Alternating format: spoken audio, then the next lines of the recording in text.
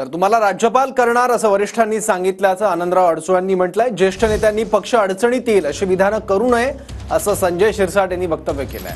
भाजपनं याआधी सुद्धा कित्येक लोकांना राज्यपाल पदाची ऑफर दिल्याचा दावा अनिल परब यांनी केलाय। तुम्हाला काय पाहिजे ते फक्त सांगा, हे स्पष्टपणाने मला त्याला विचार, अगदी हातात हात घेऊन म्हटलं बाबा यापूर्वी मला तारखा घ्यायला सांगितल्या देवेंद्र फडणवीसांनी समोर बसलेले आहेत, त्यांना विचारा तुमच्या नावावर सांगितलं तुम्हाला आम्ही गव्हर्नर करणार आहोत। म्हटलं ठीक आहे, चांगली गोष्ट आहे। मग आता पर्याय माझ्याकडे जर नसेल तर तेवढा एकच पर्याय आहे, म्हणून आपण त्यांचा म्हणण्याला रिस्पेक्ट करणं चांगली गोष्ट आहे।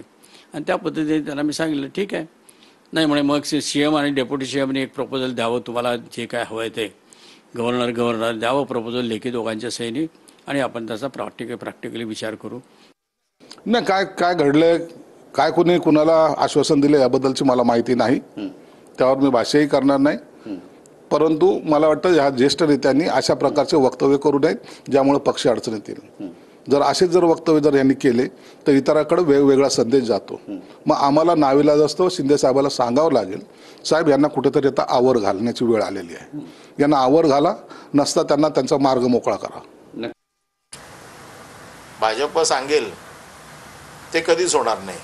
अशा कित्येक लोकांना राज्यपालांची ऑफर दिली आहेत असं मी ऐकलेलं आहे, कित्येक लोकांना वेगवेगळ्या कमिट्या देणार असं मी ऐकलेलं आहे। आता संपत आलं सगळं, आता नवीन सरकार येईल, ते नवीन सरकार यांचं येईल की नाही याबद्दलच साशंकता आहे त्यांच्या मनात, त्याच्यामुळे बोलायला काय जाते।